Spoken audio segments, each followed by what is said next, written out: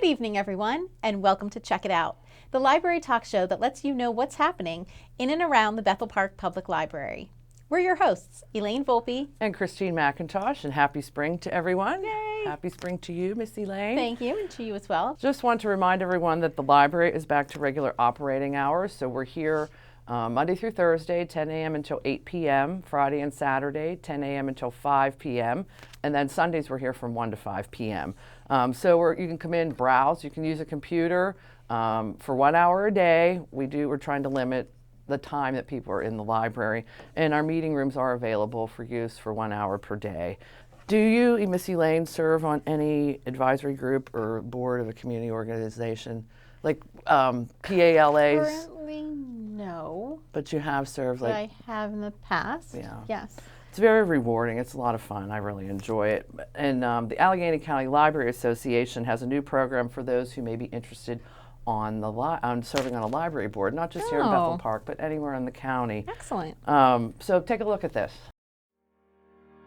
The Allegheny County Library Association is a federated system of 46 independent libraries, all of whom have their own governance structure. And we're always looking for people to help support libraries, serving on a committee, serving on a board. If you're interested, we are establishing something called the Allegheny County Library Association Talent Bank, and we're looking for you. On behalf of the Allegheny County Library Association, I want to thank you for your interest in libraries. If you visited a library recently, well, you've probably discovered they aren't just warehouses of books. In fact, libraries are community support centers, places where people connect with each other and with the information and resources they need every day. Maybe you want to find a job or learn to be a better parent. Maybe you want to fix your car or even bake a souffle. The library is a place where you can find what you need. In addition to books, libraries offer music, videos, computers, free Wi-Fi, classes, workshops, story times, and even probably the pan to bake your souffle. Because libraries represent all of our community needs, it's absolutely essential that library leadership reflect the people who live in our communities. That's why ACLA has developed the Talent Bank. With the Talent Bank, our goal is to increase opportunities for community members to serve in significant roles at their local libraries. The boards and committees of the 46 member libraries must reflect the rich diversity of our communities and the library users as well as the supporters.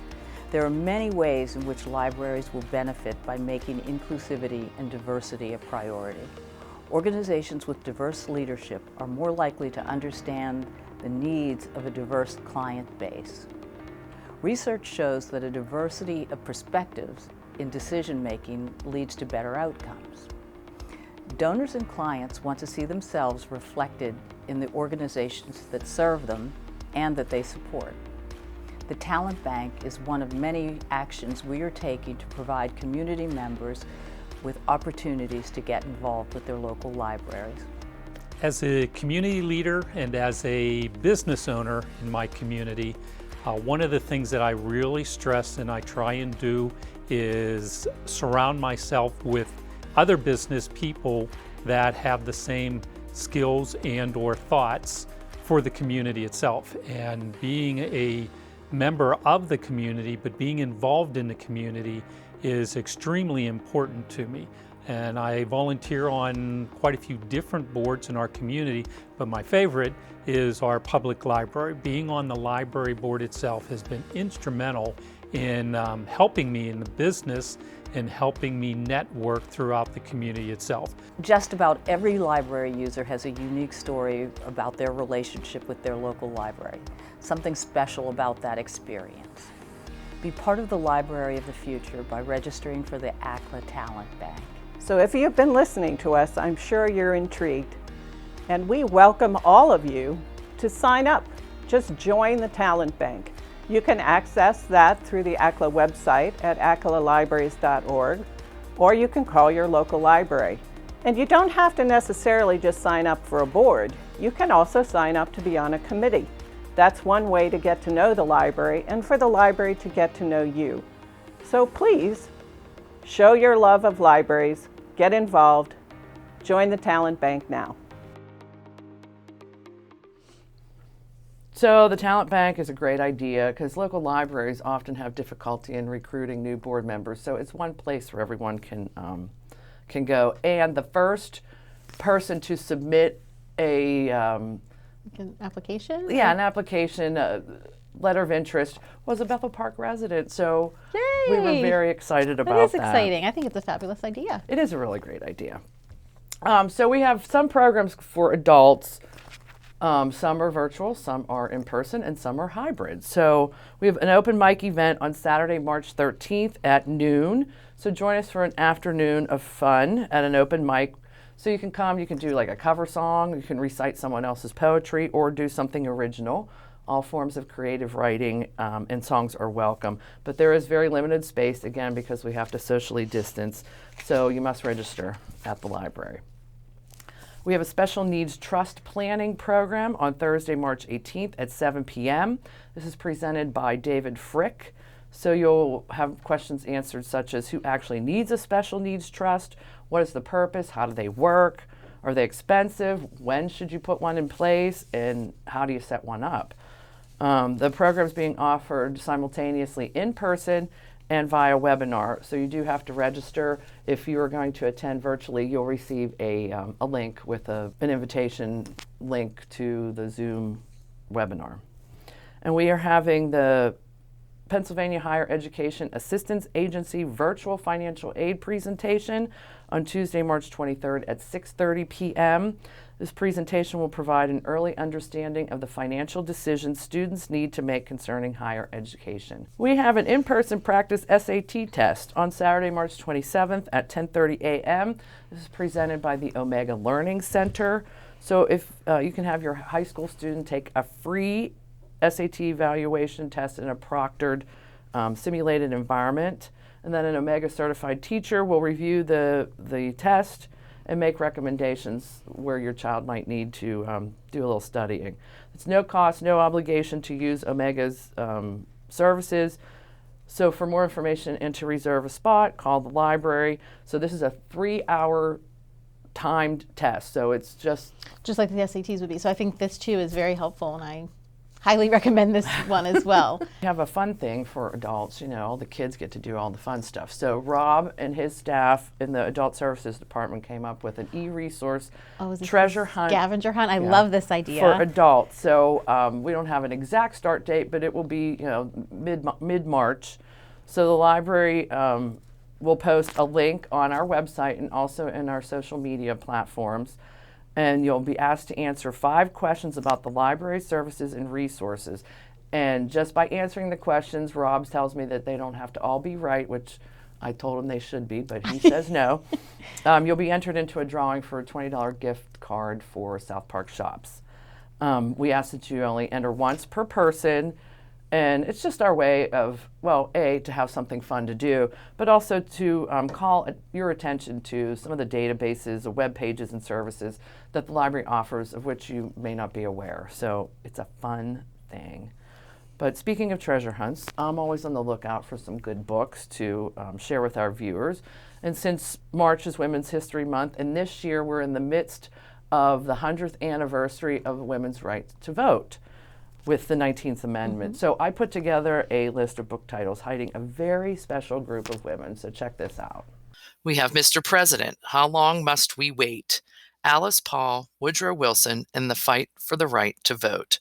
Written by Tina Cassidy, published in 2019. The contentious relationship between the leading suffragist and the president is on full display in this book. But the book is really about Alice Paul's lifelong dedication to women's equality. We have Vanguard, How Black Women Broke Barriers, Won the Vote, and Insisted on Equality for All, written by Martha S. Jones, published in 2020. This pick focuses on the efforts of Black women in earning the vote, as well as the betrayal of white suffragists who often excluded Black women from their movement, and details the trials and triumphs through and beyond the Voting Act of 1965. We have Gilded Suffragists, the New York Socialites Who Fought for Women's Right to Vote, by Johanna Newman, published in 2017. This book tells the until now hidden story of some of the nation's wealthiest female social figures, with names like Astor, Belmont, and Vanderbilt, who joined the suffrage movement. When they leveraged their social clout for political power by marching in parades, giving speeches, or in some cases going to jail, they became the first American celebrities to endorse a political campaign in the 20th century. We have a few fiction titles as well. The Lions of Fifth Avenue, written by Fiona Davis, published in 2020. It's 1913, and Laura Lyons lives with her husband, superintendent of the New York Public Library, and their 2 children in an apartment located in the grand building on Fifth Avenue. But Laura wants more, so she applies to the Columbia Journalism School, and her world is cracked wide open. She discovers a radical all-female group where women loudly share their opinions on suffrage, birth control, and women's rights. Soon, Laura finds herself questioning her traditional role as wife and mother. We have The Gilded Years, written by Karen Tanabe, published in 2016. This fiction book is based on the true story of Anita Hemmings, who in the 1890s was the first Black student to attend that hotbed of women's suffrage, Vassar College, and successfully pass as white until she befriends the wrong person and dares to enter the world of moneyed New York. And finally, we have Saving Savannah, written by Tanya Bolden, published in 2020. This is a book from our teen collection, but it's great for adults. It's set in 1919 Washington, D.C., where Savannah is living a life of privilege as the daughter of a wealthy African-American family. Feeling suffocated and isolated, she meets now a working-class girl and Lloyd, a young West Indian man, who introduced her to the suffrage and social equality movements of the day, inspiring her to make change in her own life and in society. So here you have it. Why don't you come on in the library and check out one today? So of those books, The Gilded Years is being made into a movie that will star I didn't know that. Zendaya. She'll be playing the leading role of Anita Hemmings. The title of the movie will be The White Lie, because she, as you saw, she passes for white at Vassar at a time when Black women were Weren't not allowed, admitted. So Reese Witherspoon is one of the producers, so I think it will do very cool. well. So do you have any titles that kids might be interested in for Women's History I Month? do. So there's a lot of children's titles too that is great to go along with Women's History Month.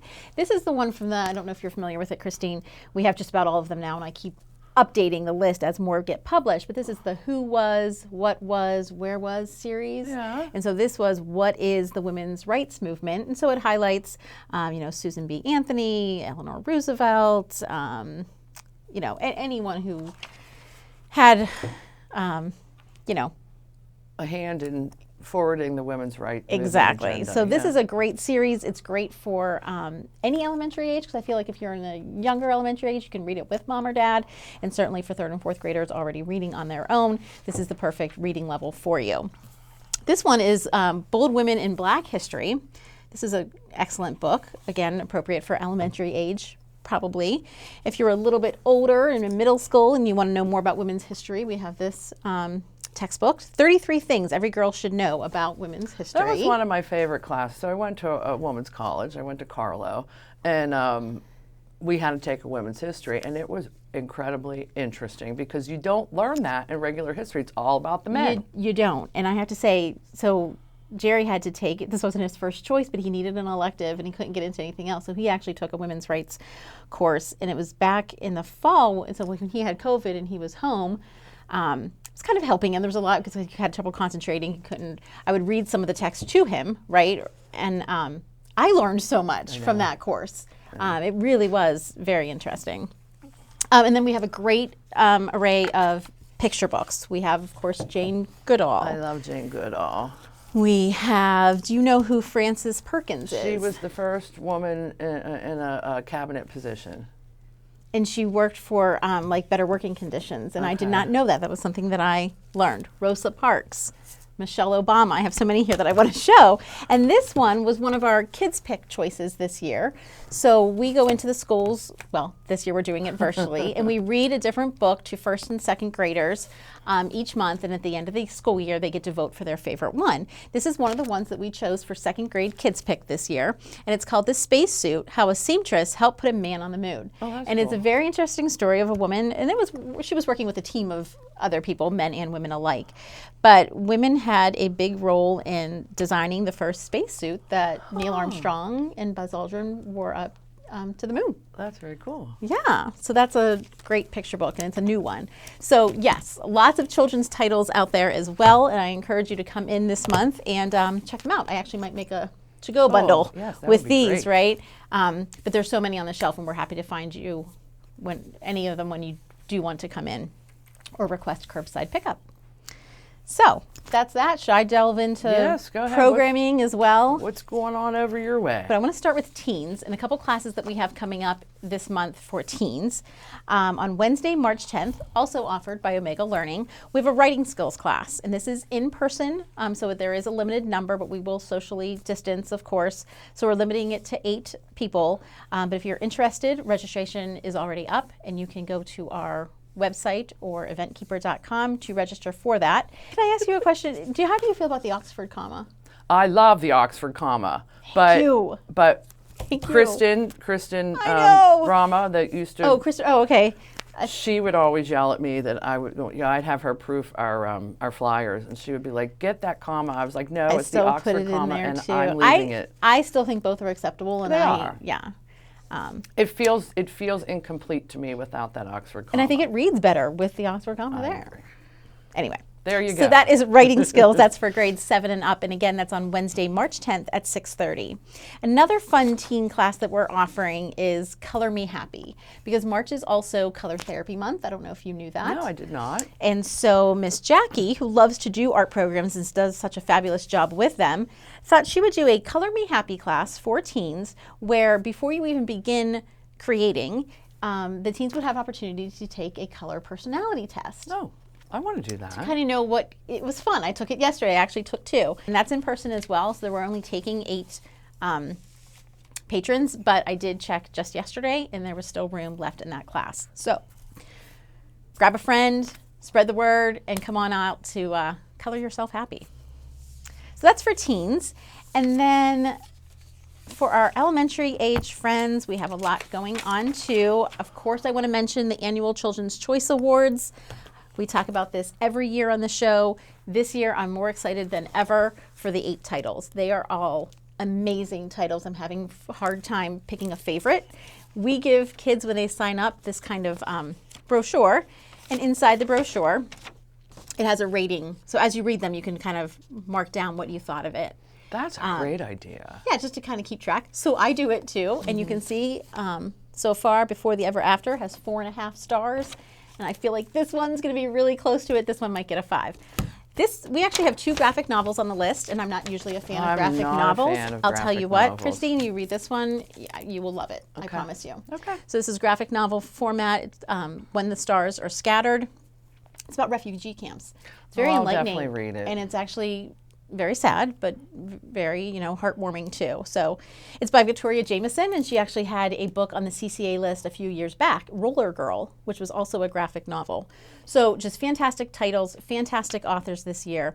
If you register, we'll give you everything you need to get started. We are not having an in-person event, but you will be invited to the virtual event where Melissa Savage will be the keynote speaker. She's the author of Lemons. That was the winning book a few years back, and we got her to be the keynote speaker this year. So we are very excited about that. Children's Choice Awards is open for 3rd through 6th graders. So if you're in 3rd, 4th, 5th, or 6th grade, come check one of these books out. You will not be disappointed. We also have, kind of like you mentioned, we have some things that are pre-recorded, some things that are virtual, and we're doing it through Zoom, and then a handful that are going to be in person.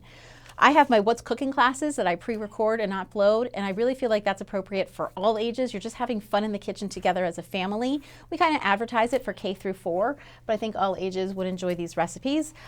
This week, we put up a quiche recipe. And next up, I think, is banana bread. So check those out. Those are all on our Spring Into Fun page located off of our website.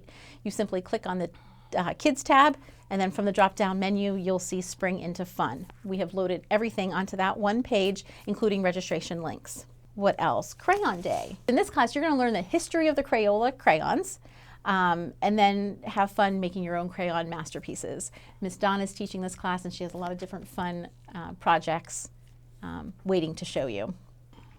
Butterfly Day is also coming up. So Miss Jackie will teach kindergartner, I think it's just for kindergartners, a bunch of interesting facts about butterflies, and of course she has some nice crafts to go along with that, and you can pick your craft bag up prior to the class. When you register, a Zoom link will be sent to you. That goes for both Butterfly Day as well as Crayon Day. And then Fun Day is April 1st. I brought something to show for Fun Day. This is just Miss Sarah's conducting it, and she just has a bunch of activities that, you know, are going to make you just kind of relax after a long school day or whatever. You're just going to kind of be stress-free, have some giggles, and have fun together. And so one of the things that do you know what that is? I guess you do. It's the poop emoji. I saw a meme on Facebook the other day. It was like, you know, the son asked, "Dad, do trees poop?" And the dad said, "Well, of course they do, son. That's how we get our number 2 pencils." Oh, that's a good one. That's a good dad joke. Anyway, this is just a pipe cleaner and googly eyes, and you can make the poop emoji for your pencil. I'm doing that. I'm giving one to Jimmy. Our Jimmy. Oh my God, he would love this. Our Jimmy likes to collect fun pens and pencils, so I'm making. Miss Sarah needs totally to make one. needs this. And I don't know if she meant to do this, but the way she coiled I it, know. like, that looks like the mouth. It can talk. Anyway, that is Fun Day coming up on April 1st. And then for our tweens, we have the Masked Artist. Some people know how to make mask wearing fun. Okay. You like to dress up in I costume. do. I love costumes. April Watt Little, the owner of Splat Art Studio here in Bethel Park, has been entertaining her Facebook and Instagram followers for months with her original masked costumes. Join us in council chambers, socially distanced, for a quiz in which you will attempt to identify the pop culture characters that inspired her most creative costumes. So you'll start with a quiz, and then you'll get to decorate a mask of your own. So this is going to be a super fun class coming up on March 9th, so that's next week. Registration is now open, and that's in person. Let's get to our little ones. Oh, if I could just, this is for all ages, I have to talk about the Art Gala. We are currently taking submissions for our virtual Art Gala this year. We are so thankful to Susie Hernishin, who has her own studio right here in Bethel Park, her own company. She has graciously offered to help us again with a place to put this art, a website that she has created for us where we could share the art since we can't have our in-person gallery. So you can visit bpplArtGala.com and you can submit your artwork straight from there. You just take a picture of it, send it to us, and we will upload it to the website. We will let you know when that website goes live. When you submit, I'll have your email address, and so we will send something out once that site is live and ready to go so that you can share it with all of your family and friends as well. So just get creative and send us a picture of whatever you create. We can't wait to see it. Oh, and this is also for all ages. Little free libraries. Do you know what one is? They are popping up all over the place. Yes. They've kind of been a big thing for a couple of years now, but there's actually 8 little free libraries here in Bethel Park, and if you're not aware of them, Miss Nancy's going to help enlighten you. They tend to look something like this, and as I said, we have 8 here in Bethel Park. 3 of them are stewarded by the Bethel Park Library, and they are located at 3 spots around Bethel Park. And those spots are, I'll show you the pictures, at the Milford Drive Fire Station. You can see it in the background there.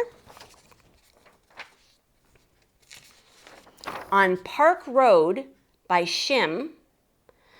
The library itself actually faces South Park Road, but you're not going to want to park on South Park Road. So to get to it, I would park on Park Road and then walk around to reach it. And the third one that the library is in charge of is right by the trail between the parking lot of George Washington Elementary School and the Montour Trail here. So as you walk from the parking lot to go up to the trail, there's the little free library. And this whole initiative was started with a partnership with the library, the Bethel Park School District, and WQED Pittsburgh. And that's how they came to be, but it is the library that maintains them. For the location of the other 5 little libraries, all you need to do is to go to www.littlefreelibrary.org, and you can use the map and put in 15102 for your zip code, and it will show you the locations of all of the 8 libraries in Bethel Park. There's one outside of EV True Value Hardware. There are several in people's yards. That's one of the great things about Little Free Libraries, is you can place them almost anywhere. So because I became more aware of the Little Free Libraries, I decided to turn it into a library program. So this upcoming March, April, and May, visit as many of those 8 Bethel Park Little Free Libraries as you would like, and have someone snap a picture of you, either giving a book or taking a book. Then email the picture to me at martinn@einetwork.net. That's martinn@einetwork.net. And for every photo I receive, I will enter a raffle ticket into a drawing. And there will be a drawing for a $25 Barnes & Noble gift card at the end of May. And you may enter up to 8 times because we have 8 different Little Free Libraries here in Bethel Park. So please go visit, take a book, share a book, discover the Little Free Libraries we have in the community here, and hopefully you'll win a gift card after visiting one of them. So that's Little Free Libraries, and I hope families really do take advantage of that and go check them out right here in Bethel Park. The only other class that I want to mention, because it is March, and in March becomes St. Patrick's Day. Patrick's Day. And, I put together this little video. It's called Happy St. Patrick's Day, where I read some stories to kids and tell them a little bit about what St. Patrick's Day is. But what's really exciting is they also got to see bagpipes, because our friend Herb actually plays Dan the bagpipe. Herbertson, one of the Public Works staff, actually plays the bagpipe. So. Which was so cool. So he demonstrated for that on the show, and then we also taught kids about Irish jigs and Irish music and just all the traditions behind this neat holiday. And of course, they'll get to make a fun headband craft and a few other crafts as well. One of the things that we did not get to include into my story time, though I really wanted to, was Irish step dancers, because I've always loved just watching the fast footwork. Yes, It's such beautiful. choreography, and the costumes that they sometimes wear is just fascinating to me. So we couldn't squeeze that into my story time, but we do have a clip here that I'd like to share. It's from the Shovelin Academy of Irish Dance, and they've been teaching young people in the South Hills since 1999.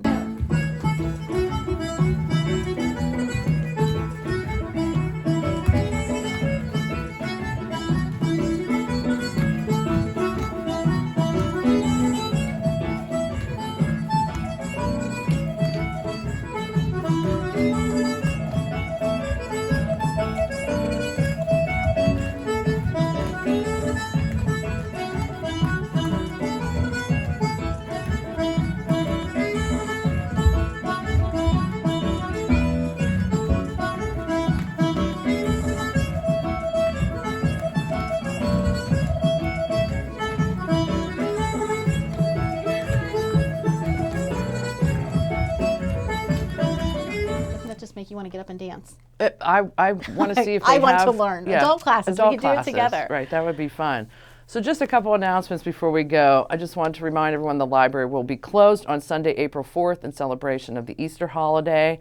And the library is hosting a pop-up book sale on Sunday, April 18th from 10 a.m. till 3 p.m. We'll be in the parking lot under the tent at Evie's True Value Hardware.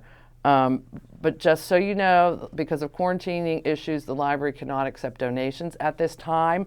If you have donations that you want to have included in this pop-up book sale, please hold them until the week of the book sale and take them directly to EV True Value Hardware. So that's what I have. Okay. Well, as always, thanks for joining us. We wish you a happy spring again and a happy St. Patrick's Day. And if you'd like any more information on any of the things that we talked about on tonight's show, you know what to do. Give us a call. Visit our website. Or better yet, stop in and see us in person. See you next month, everyone.